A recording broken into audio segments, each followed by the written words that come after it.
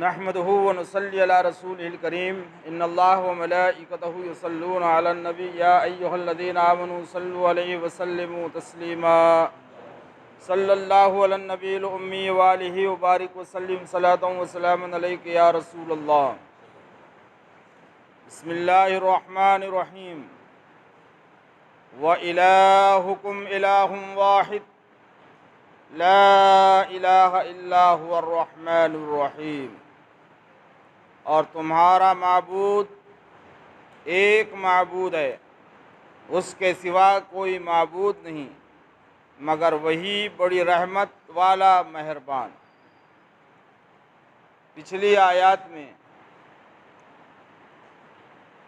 حالت کفر پر مرنے والوں کی تباہی اور ان پر لعنت کا جواز اللہ رب العزت نے بیان فرمایا تھا. چونکہ کفار و مشرکین کا یہ عقیدہ تھا، ایک طرف وہ اللہ پر بھی، اللہ کے ایک ہونے اور معبود ہونے پر بھی یقین رکھتے تھے، اور دوسری طرف بتوں کو بھی وہ اپنا معبود سمجھتے تھے. ساتھ ہی میں مشرکین عرب کا یہ عقیدہ تھا کہ ہم جو ان بتوں کو معبود سمجھتے ہیں وہ اس لیے کہ ہمارے یہ معبود اللہ پر دھونس جما کر قیامت کے دن یہ ہم کو اللہ کے عذاب سے بچا لیں گے. ان کے دماغ اور ان کے عقیدے میں یہ بات تھی. جس آیت کریمہ کو آج پڑھنے اور سننے کا شرف حاصل ہوا، انہیں یہ باور کرایا جا رہا ہے کہ یہ سب باتیں دماغ میں نہیں رکھنا ہے کہ کوئی آ کر ہماری وہاں مدد کر دے گا اور چھٹکارا پالے گا، یا ہمارے علاوہ بھی کوئی تمہارا معبود ہے یا ہوگا یا ہو سکتا ہے. فرمایا وَإِلَٰهُكُمْ إِلَٰهٌ وَاحِدٌ، اور تمہارا معبود اللہ صرف مسلمانوں کا معبود نہیں ہے، وہ کائنات کے ہر ایک چیز کا معبود ہے. مستحق عبادت، معبود کا مطلب ہوتا ہے ہم جس کی عبادت کریں، عبادت کرنے کے لائق. اگر کوئی ذات ہے تو وہ اللہ کی ذات ہے. اللہ سے سب سے بڑا ہمارا جو رشتہ اور تعلق ہے وہ یہی ہے کہ وہ ہمارا معبود ہے اور ہم اس کے بندے ہیں. یہ سب سے بڑا تعلق ہے بندہ مومن کا، بلکہ سارے انسانوں کا اللہ سے جو تعلق ہے وہ یہی ہے کہ اللہ ہی ہمارا معبود ہے اور ہم اس کے بندے ہیں. اللہ کے سوا کوئی مستحق عبادت نہیں، کوئی دنیا و مافیا کی کوئی چیز. اس لیے کیونکہ وہ بے نظیر ہے، اس کی کوئی مثل نہیں، اس کی کوئی مثال نہیں، نہ کوئی اس کی طرح ہے نہ وہ کسی کی طرح ہے. سب سے الگ تھلگ، نہ سونگھا جا سکتا، نہ چھوا جا سکتا، نہ تصور میں آ سکتا، نہ پکڑا جا سکتا، نہ اس کی جسامت نہ اس کی قدامت. عجیب اور غریب شان والا. کیوں کہ وہ الہ ہے. یہ اسی کو زیب دیتا ہے کیونکہ وہ معبود ہے. یہ اسی کو زیب ہے کہ اس کو آنکھ نہ ہو اور وہ دیکھے. یہ اسی کو زیب ہے کہ اس کے ہاتھ نہ ہو اور پھر بھی وہ گرفت فرمائے. یہ اسی کو زیب ہے کہ اس کے کان نہ ہو پھر بھی ہر ڈھکی چھپی دیکھ لے. یہ اسی کو زیب ہے کہ وہ جب علم رکھتا ہے تو ایسا علم رکھتا ہے کہ ظاہر باطن یکساں دیکھتا ہے، یکساں دیکھتا ہے. تو عام بول چال میں کبھی ایسا بھی ہوتا ہے جب ہم چار لوگوں میں، غیر مسلم لوگوں میں جب ہم پھنستے ہیں، عقیدے کی کوئی جانکاری ہمارے پاس نہیں ہوتی، ہم لینا بھی نہیں چاہتے، ہم اپنے عقیدے کی حقیقت کو سمجھنا بھی نہیں چاہتے۔ ہم جس کو معبود سمجھتے ہیں وہ معبود ہمارا ہے کیسا، ہم اس کو بھی سمجھنا نہیں چاہتے۔ ہم تو بس روایتی طور پر نماز کو آ جاتے ہیں، روایتی طور پر سر جھکا لیتے ہیں اور روایتی طور پر سبحان اللہ بولتے ہیں، مگر جس کو ہم سبحان بول رہے ہیں وہ ہے کیسا، وہ ہے کیسا، اسے جاننے کی ہمیں کوئی ضرورت نہیں ہے، کیونکہ ہمیں مرنا نہیں ہے۔ عام بول چال میں ہم نے بھی سنا ہے یہ بات، نہیں وہ رام رحیم ایک ہی ہے، تو ہمارے بھائی بھی منڈی ہلاتے ہیں، ہاں ایک ہی ہے رام رحیم۔ اگر یہ بول رہا ہے کفر کر رہا ہے، اس وقت شرک کر رہا ہے، یہ رام رحیم ایک نہیں ہے، یہ سمجھنے کی بات ہے، یہ چونکہ یہ عقیدے کی بات ہے، یہ منڈی ہلانے کی بات نہیں ہے یہ۔ ہاں رام وہ ہے جو پیدا ہوا ہے، اور رحیم وہ ہے جو پیدا نہیں ہوا ہے۔ رام وہ ہے جس کا کوئی باپ بھی ہے اور بیٹا بھی ہے، رحیم وہ ہے نہ جس کا کوئی باپ ہے نہ کس کا کوئی بیٹا ہے۔ تو کم سے کم ایسے مواقع پر اپنے عقیدہ، ٹھیک ہے ہم نہ بول پائیں، اس وقت اجازت نہیں دیتا، تب بھی اس جملے کی کراہت ہمارے دل میں ہونا چاہیے کہ یہ جو بول رہا ہے یہ غلط بول رہا ہے، میرا خدا وہ نہیں ہے جو اس کا خدا ہے۔ تو کم سے کم یہ باتیں اپنے معبود برحق کے تعلق سے ہمارے دلوں میں رہنا چاہیے۔ یہی وجہ ہے کہ بڑی آسانی کے ساتھ ہم گمراہ ہو جاتے ہیں، ہماری نسلیں گمراہ ہو رہی ہے، کیونکہ انہیں اپنے معبود برحق کے تعلق سے بھی وہ بنیادی باتیں معلوم نہیں ہیں جو معلوم ہونا چاہیے، جو ایمان کا تقاضا ہے۔ جو یہ مشرکین عرب، جب اللہ کے رسول صلی اللہ، اس کے شان نزول کا تعلق بھی اسی سے ہیں، جب مشرکین عرب رسول اللہ صلی اللہ علیہ وسلم کی بارگاہ میں آئے، کہا یہ بتائیے کہ ہمارے معبود اور تمہارے معبود میں کیا فرق ہے؟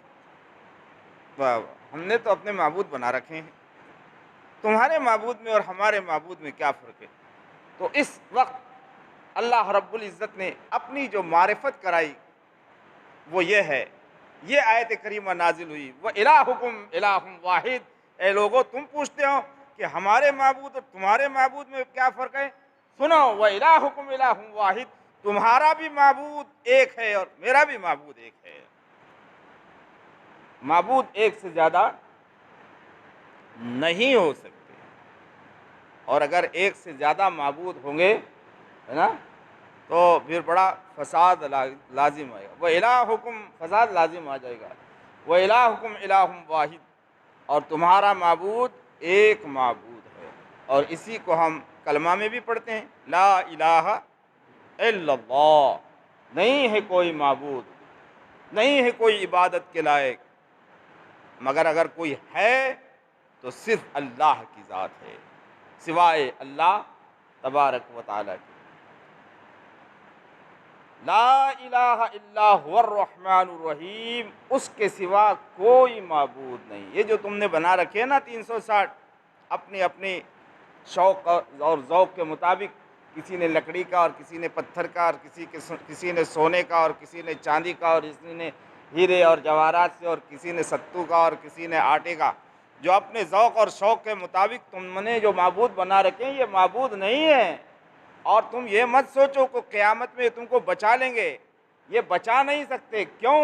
کیونکہ وہ الہ واحد ہے، وہی اکیلا خدا ہے، اس کے بیچ میں کسی کو بولنے کا حق نہیں ہے، نہ چھٹکارا دلانے کا کسی کو حق ہے۔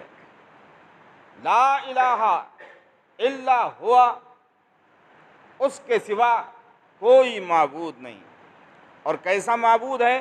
والرحمن الرحیم، وہی ہے رحمت والا مہربان۔ اللہ تعالیٰ نے اپنی جو معرفت اور پہچان کرائی ہے وہ اپنے شان رحمت اور شان مہربانی سے کرائی ہے۔ اس کا مطلب یہ، جہاں سے قرآن شروع ہوا بسم اللہ الرحمن الرحیم، اور اس کے بعد الحمدللہ رب العالمین الرحمن الرحیم، وہاں بھی اللہ تعالیٰ نے اپنی معرفت اپنے شان رحیمی اور شان رحمانیت سے کرائی ہے۔ اس کا مطلب یہ ہے کہ اللہ تعالیٰ کی شان قہاری پر اس کی شان رحمت غالب ہے، شان رحمت غالب ہے۔ اللہ تعالیٰ نے جہاں بھی اپنی معرفت کرائی اور بندوں کو بلایا تو اپنی جہاں پر بھی بلانا مقصود ہوا اپنے آپ کی طرف یا اپنے معبود ہونے کا اعلان کرنا جب مقصود ہوا قدرت کو، تو اس نے اپنے شان رحیمی کا ہی اعلان کیا ہے اور شان رحمت کا ہی اعلان کیا ہے، شان قہاری اور جباری کا اعلان نہیں کیا ہے۔ تو مقصود اصل میں اللہ رب العزت اپنے بندوں کے ساتھ رحمت ہی فرماتا ہے اور رحیمی ہی شان رحیمی کے ساتھ ہی پیش آتا ہے۔ رہ بات شان قہاری کا ظہور جب ہوتا ہے جب انسان کے اعمال میں فساد لازم ہوتا ہے۔ شان قہاری کا جو ظہور ہے وہ اس کے خود سے نہیں ہے بلکہ اس کے پیچھے انسان کی شامت اعمال ہے۔ وہ انسان اگر اچھے اعمال کریں تو اللہ تعالیٰ اپنے بندوں کے ساتھ کبھی شان قہاری کا اظہار نہ فرمائے بلکہ وہ تو اپنے شان رحمت اور شان رحمانیت کے ساتھ ہی پیش آتا ہے۔ سبحان اللہ، الا هو الرحمن الرحیم، مگر بڑی رحمت والا مہربان ہے۔ تو حضرت سفیان ثوری رضی اللہ تعالیٰ عنہ فرماتے ہیں کہ میں نے حدیث شریف میں پڑھا تھا کہ جو کوئی اپنے لیے 70,000 مرتبہ لا الہ الا اللہ محمد الرسول اللہ پڑھ لے تو اس کے نجات اور مغفرت کی امید ہے۔ تو حضرت سفیان فرماتے ہیں کہ میں نے وہ اپنے پاس پڑھ کر لکھ لیا، اور پھر یہ بھی ہے کہ جو 70,000 مرتبہ لا الہ الا اللہ پڑھ لے اس کی بھی مغفرت ہے، یا جس کے لیے پڑھ لے اس کے بھی مغفرت کی امید ہے۔ تو فرماتے ہیں کہ میں نے 70,000 مرتبہ کلمہ طیبہ پڑھ کر رکھ لیا۔ پھر ایک مرتبہ ایسا ہوا کہ کسی دعوت میں میں شریک ہوا تو اس دعوت میں ایک نوجوان بھی شریک تھا جس کے تعلق سے یہ مشہور تھا کہ اسے کشف حاصل ہے۔ کشف یعنی کوئی غیبی چیز یہ جان لیتا ہے معاملات کو، بہت مشہور تھی یہ بات اس کے تعلق سے۔ تو حضرت فرماتے ہیں کہ کھانا کھانے بیٹھے تو وہ اچانک رونے لگا، تو میں نے رونے کا سبب پوچھا تو اس نے کہا کہ میں نے دیکھا، مجھے علم حاصل ہوا، کشف ہوا ہے کہ میری ماں جہنم میں ہے اور یہی میرے رونے کی سبب ہے۔ تو حضرت سفیان ثوری فرماتے ہیں کہ میں نے دل ہی دل میں جو 70,000 مرتبہ کلمہ طیبہ میں نے پڑھ رکھا تھا اس کے لیے ایصال ثواب کر دیا۔ تو ابھی وہ اس کا کھانا ختم ہونے کا ہی تھا کہ اب وہ مسکرانے لگا، تو میں نے مسکرانے کی وجہ پوچھی تو اس نے کہا کہ اللہ تعالیٰ نے میری ماں کو معاف کر دیا ہے، اب وہ جنت میں ہے۔ تو حضرت سفیان ثوری فرماتے ہیں کہ جو حدیث شریف میں پڑھا تھا اس کی صحت اس واقعے سے مجھے معلوم ہو گئی۔ سبحان اللہ۔ تو کرنے کی جو بات یہ ہے کہ کم سے کم 70، اور ہمارے ہاں معمول بھی ہے کلمہ طیبہ 1.25 مرتبہ پڑھایا جاتا ہے، خود بھی پڑھ لینا چاہیے۔ فاضل وقت جو ہے، جو ہمارا وقت فاضل باتوں میں، موبائل میں، ٹی وی پر، کوشش یہ کرنا چاہیے کہ ہم اتنی دیر میں 100 200 500 مرتبہ کلمہ طیبہ پڑھ لیں، اور زندگی میں اتنی بار پڑھ لیں کہ وہ تعداد میں 70,000 یا 1.25 ہو جائے، تاکہ ہماری اللہ کی بارگاہ میں نجات کی امید بنے۔ اللہ رب العزت خیر کی توفیق عطا فرمائے۔ یہ آج کے تلاوت کردہ آیت مبارکہ کا خلاصہ تھا۔ اللہم ربنا تقبل منا انک انت السمیع العلیم، ربنا وتب علینا انک انت التواب الرحیم، اللہم انک عفو تحب العفو فاعف عنا یا رب العالمین۔ ان اللہ ملائکتہ یصلون علی النبی یا ایہا الذین آمنوا صلوا علیہ وسلموا تسلیما۔ اللہم صلی وسلم وبارک علی سیدنا محمد وآلہ دائما ابدا۔ سبحان ربک رب العزت عما یصفون وسلام علی المرسلین والحمد للہ رب العالمین بحق لا الہ